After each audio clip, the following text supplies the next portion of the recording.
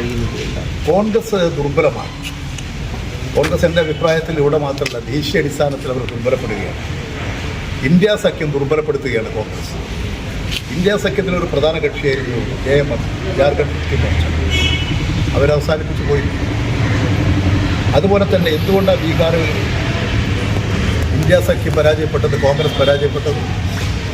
ബീഹാറിൽ BJP വിരുദ്ധ മുന്നണി ശക്തിപ്പെടുത്താനല്ല കോൺഗ്രസ് ശ്രമിച്ചത്.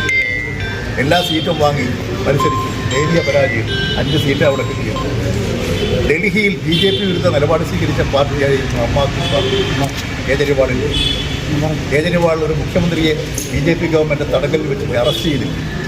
അവിടുത്തെ ആരോഗ്യമന്ത്രിയെ അറസ്റ്റ് ചെയ്തില്ല. എത്ര ഹീനമായി കൃത്യമായി അതിനനുകൂലിച്ച പാർട്ടിയാണ് കോൺഗ്രസ്. എന്ന് മാത്രമല്ല, അവിടെ നിയമസഭാ തെരഞ്ഞെടുപ്പ് വന്നപ്പോൾ ഇന്ത്യ സഖ്യം ശക്തിപ്പെടുത്താനോ BJP വിരുദ്ധ മുന്നണിയെ ശക്തിപ്പെടുത്താനോ അല്ല അവർ ശ്രമിച്ചത്.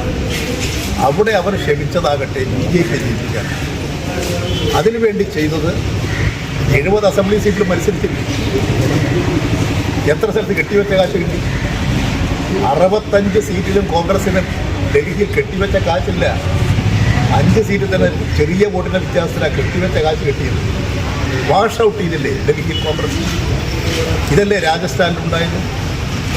ഇതല്ലേ ഹിമാചൽ പ്രദേശിൽ വന്നത്? ഹരിയാനയിലുണ്ടായ സ്ഥിതി തന്നെ. രാജസ്ഥാനിൽ അവിടുത്തെ പരാജയത്തിന് കാരണം കോൺഗ്രസിൻ്റെ നിലപാടില്ല.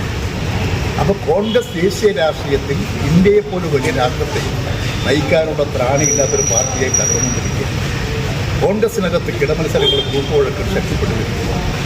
കേരളത്തിൽ തന്നെ അവരെടുക്കുന്നത് ഇടതുപക്ഷ വിരുദ്ധ മനോഭാവമാണ്. എല്ലാ പുരോഗമനപരമായ പരിപാടികളെയും എതിർക്കുക എന്നുള്ളതാണ്. എല്ലാ വികസനങ്ങളെയും തകർക്കുക എന്നുള്ളതാണ് കേരളത്തിൽ UDF, പ്രത്യേകിച്ച് കോൺഗ്രസ്.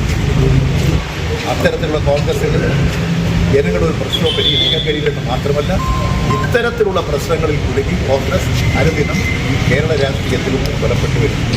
ഇപ്പോൾ ദുർബലപ്പെട്ടുകൊണ്ടിരിക്കുകയാണ്. കോൺഗ്രസ് പറയുന്ന ശബരിമല